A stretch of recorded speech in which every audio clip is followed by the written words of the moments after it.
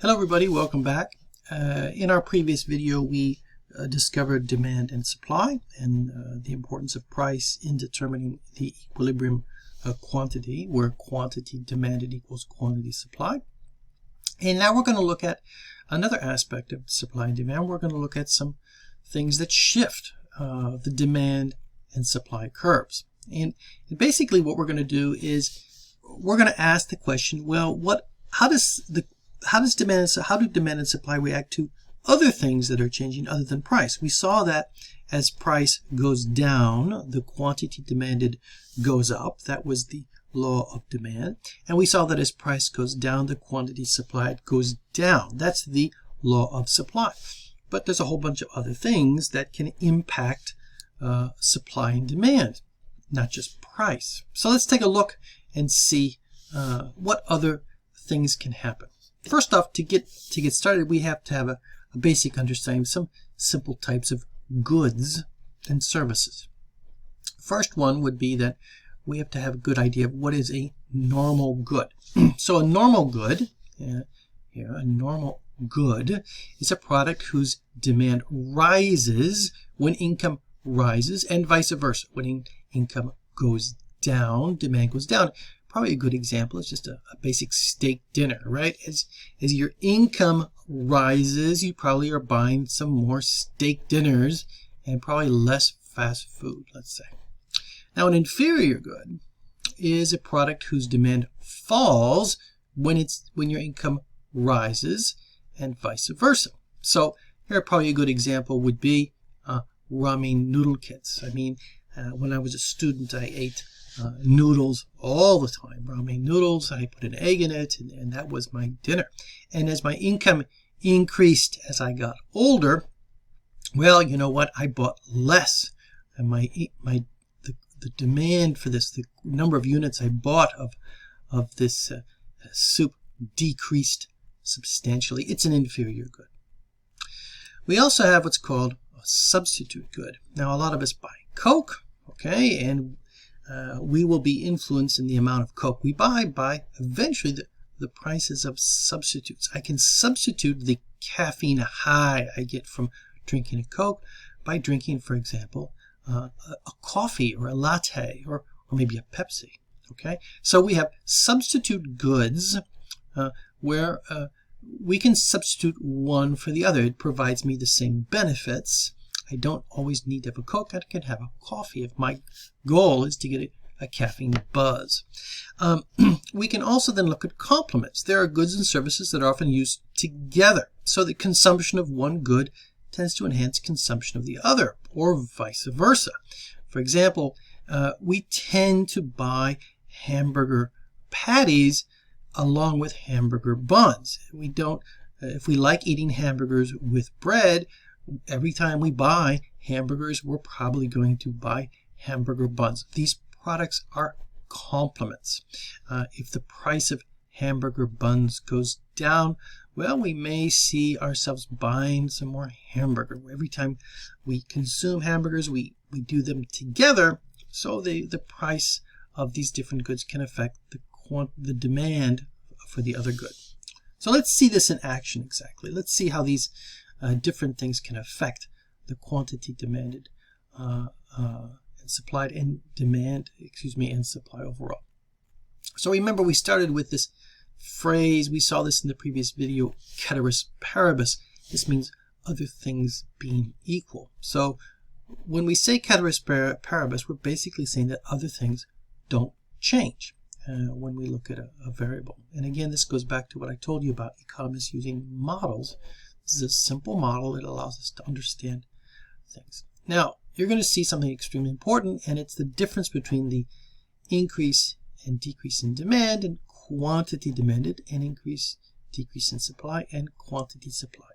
And we'll be evoking this rule of Cataract Parabus. So let's take a step back and let's look at the quantity demanded of gasoline at a given price. So here we have a price of €1.40, let's say, and the quantity demanded was 600, and we can see this point right here on the demand curve. Now, when prices change, price goes up. Price goes down to 1 from 140. So we see the price dropping. The quantity demanded goes up. Now, this is very important. Here we have an increase in the quantity demanded. We go from 600 to 800. But this line did not move. Demand did not change. The quantity demanded increased. How do we change demand? Well, let's go back to our original point. We have a price of 140 and we're buying 600 units. Now, what happens if your income goes up and price stays the same? So again, income goes up, Cataract Parabus, meaning price does not change. Well, if your income goes up, here we've got a situation where for each price, hey, I was buying 800, I'm going to buy more. This is a normal good. At price of 120, I used to buy 700, now I'll buy 900. At 140, I was buying 600, I'll buy 800, etc. So as prices, at each price, I'm going to be buying a higher quantity of each of this good, which is gasoline. Now, if we map this out, what do we get? Well, if I map all those points, I can see that I have a shift in the demand curve to the right. Demand has increased overall. Let me go back here. So demand has grown. We were at a demand which was down here, and now we're at a higher level of demand. And at each price level, the quantity demanded at each price level is higher. We can see that at the price of 140, the quantity demanded has gone from 600 to 800. We see this over here in the table. This is an increase in demand.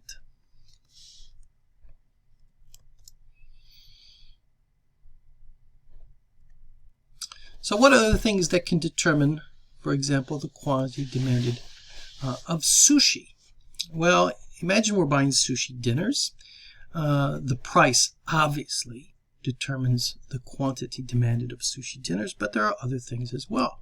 Your income, the price of a substitute good, for example, a Chinese dinner. Maybe you can eat Chinese and sushi at the same time. The price of complementary goods like wasabi or soy sauce or chopsticks. Your tastes, imagine you decide you want to become vegetarian. Well, you're not going to buy a lot of sushi anymore.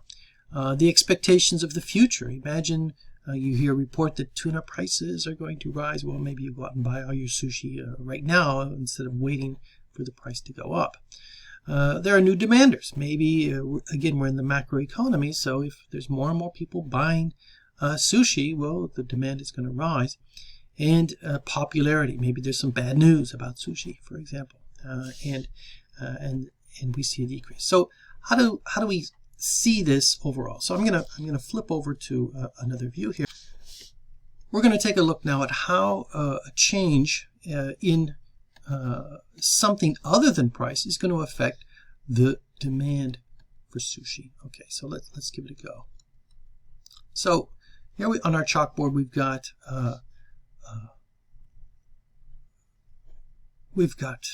this demand for sushi. So we've got the quantity of sushi over here and the price of sushi here, and we have our demand curve. This is our demand for sushi, and we have a current price.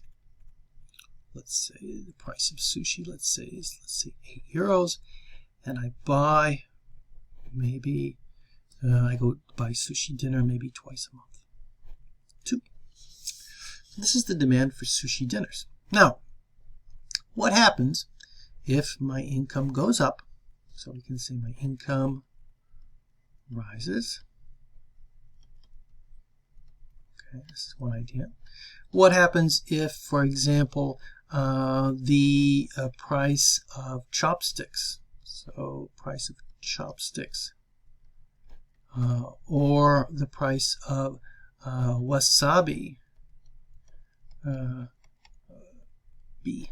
What if the price of all these things go down, meaning that overall my sushi dinner extravaganza, the price of these compliments actually decrease? Or what happens if the price of the Chinese dinner that I like also, and I consume that sometimes during the month, what happens if the price of Chinese dinners goes up? Well, if the price of Chinese dinners rises and the price here of sushi dinners stays the same, or if the price of compliments goes down and the price stays the same, or my income rises and all these prices stay the same, it's a pretty good bet that I'm probably going to want to buy a little bit more sushi if the price is 8. So because the price of Chinese dinners goes up, this is a substitute good for sushi dinners. I'm going to stop eating Chinese dinners. I'm going to buy more sushi. So if the price of sushi doesn't even change, I'm going to maybe go eat sushi 4 times a week. And we can see this means that overall my demand has grown outwards. Now we can see the exact opposite if there's the opposite change, right? Imagine, if you will, we've got our supply and demand. Let me go back to supply and demand here. So we've got prices again here. There we go. We've got the quantity, we have price, we have our demand for sushi, we have our price of 8, and I'm eating sushi twice a week, right? So there we go. Now, what happens if the price of Chinese dinners in a Chinese restaurant drop drastically? Okay, they fall. Well, in this case, maybe I'm going to go eat some more Chinese. I'm going to probably eat less sushi. I still like sushi, but I'm going to eat less of it. So now I'm going to find myself saying, well, at this price, I'm not going to eat twice. I'm just going to go maybe once a week to buy sushi dinner. And my demand curve basically looks like this. My demand is decreased. Okay? So these are shifts in demand caused by things other than changes in prices.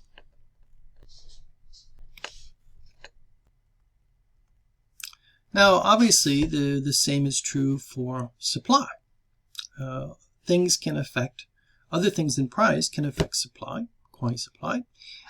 We can have a storm, for example. We can have changes in input prices, so producers will have increased prices or costs to pay for the production.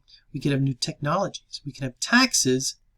All of this can affect supply. And again, we can see how this works. So let's take a look again at our diagram. I'll erase what we did before, and we'll see what happens now to supply. So we've got price and quantity. But now we have the supply curve. So supply is upward sloping. As prices rise, we want to sell more. And our quantity supplied, let's say we have 8, right? And the producers are supplying 2. They're meeting the demand, let's say. Now, what happens if, for example, the sellers of sushi encounter higher costs for example, diesel fuel? So the sushi fishermen are out buying, selling sushi. The cost of producing sushi is going to rise. Now, if the price is 8, I was going to only sell 2 before. Now we can look at this analysis and keep price constant. For example, if the price is 8, what's going to happen? Well, this is increasing my costs, and I'm going to want more money for my sales. Now, in this case, what I'll do is I'll show how this works by keeping not price fixed, but the quantity fixed. And it makes this analysis a little bit easier. So, imagine price was 8, and now we change something for example, the cost of diesel fuel. If the producer still wants to sell 2 units, they're going to want more money. They're going to have to cover the cost of the increased cost of diesel fuel. So for 2 units, they're probably going to want maybe 10 euros to sell 2 units of sushi. They have to cover their additional cost of the increase in diesel fuel prices. And we see here a shift backwards, a decrease in supply because of this increased cost. And we can do the exact opposite if we have a decrease in cost of production. So for example, again here we have quantity, we have price, we have our supply curve, we have a given price here, and we have a given quantity, 2 and 8 again. Here imagine the cost of production goes down. Diesel fuel becomes really, really cheap. Well, the producer at this number of units is ready to accept maybe a smaller price for the same number of units sold, maybe 6. And so we'll see that because the cost of intermediate goods and services in the production fall, well, what happens? The suppliers are ready to supply more. Their cost of production has gone down, and so supply can increase. This is a shift in supply. So when we analyze changes in supply and demand, we do a 4-step process to see the impact. We're going to draw the demand and supply model before the economic change takes place. We're going to decide what the economic change will affect. Will it affect demand or supply? We'll see what type of shift it has, and then we'll define our new equilibrium. So let's take a look and see how this works. So let me erase my board, and let's create an equilibrium. So we have now, oh, pardon me. All right, so we've got our market. We have the demand for sushi, and we have the supply for sushi dinners. We've got our equilibrium price and an equilibrium quantity. Again, let's fix this at 8 and 2. And here, this is quantity, and this is euros, let's say, price. Let's give an example. What happens if the income of consumers of sushi goes up? So everybody, their income rises. Maybe the government decreased taxes or something like that. So income of consumers rises. Will this affect supply? Well, no, we're talking about the consumers of sushi, not the producers of sushi. So this is not going to affect supply. Will it affect demand? Well, probably, because these are the people that are buying the sushi dinners. How will it affect demand? So the first question, one is step 1, we've drawn our demand and supply. We find equilibrium. Step 2, we decide whether it's going to affect supply or demand, and we agree it's going to change demand. How will it shift demand? Well, in this case, it's probably going to increase demand because we're at this price, instead of buying 2 sushi dinners, for example, my income has gone up. I'll probably want to buy maybe, let's say, 4 sushi dinners instead of 2 sushi dinners per week. So we can have an increase in demand. Let me change my color so we see this. So we've got an increase in demand.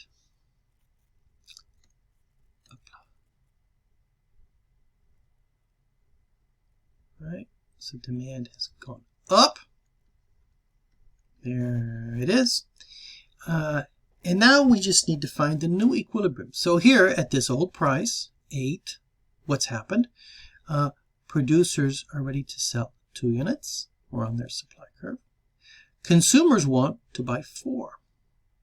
This puts upward pressure on prices. Producers are going to say, whoa, we got a whole bunch of people, they want to buy sushi. We're selling it at 8. the demand is there.